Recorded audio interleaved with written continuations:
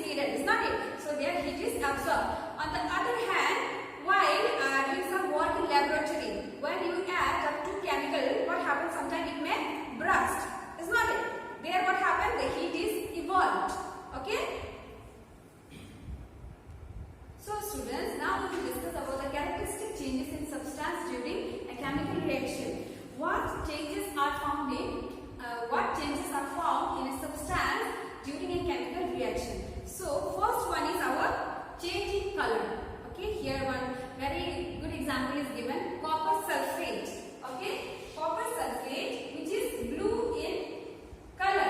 When it is heated, what happens? The crystal of copper sulphate turns white powder.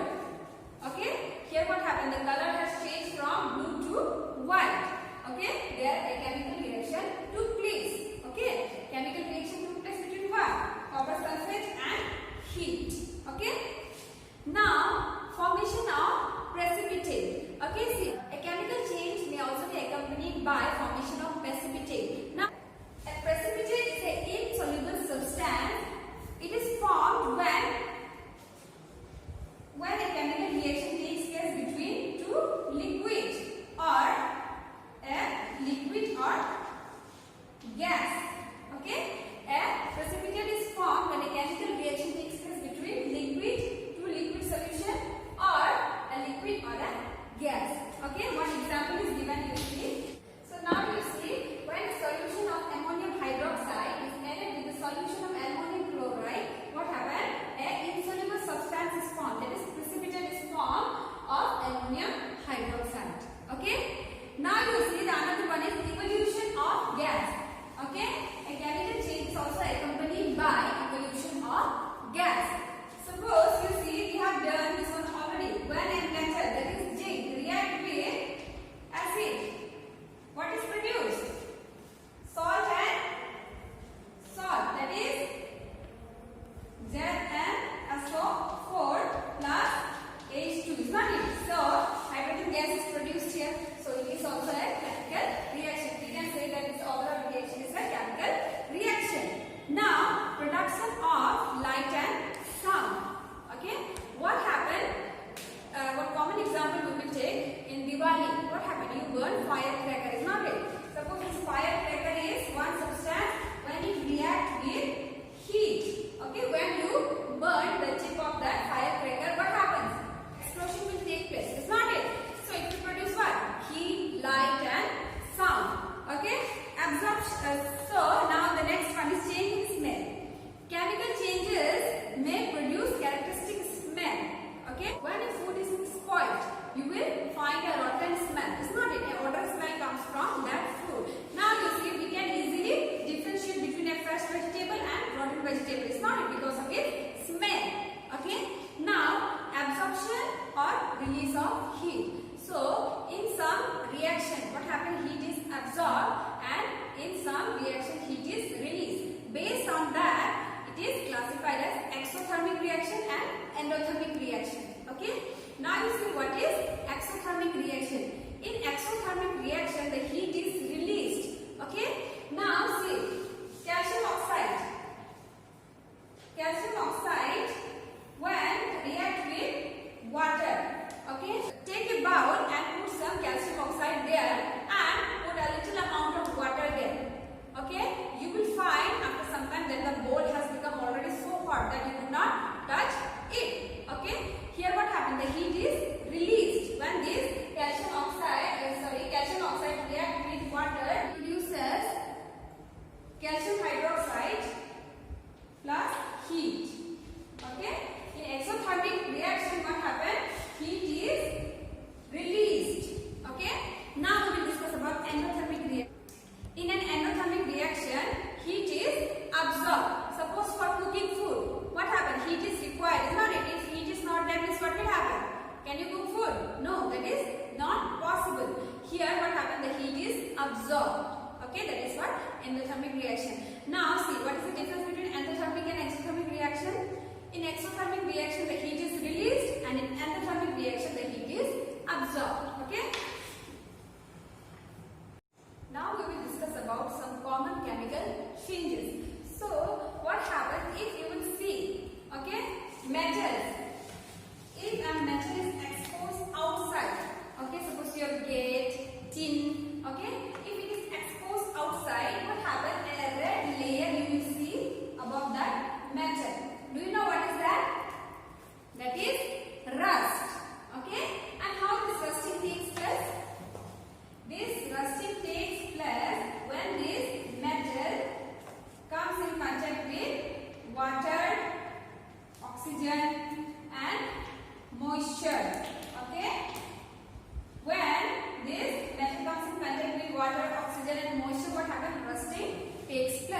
If any one of thing is absent here, what will happen? Rusting will not take place. Okay, if any one of the thing is absent here, rusting will not take place. Now we will see how it affects. Okay, see, usually these bridges, buildings, these are made up of what? Iron, is not it?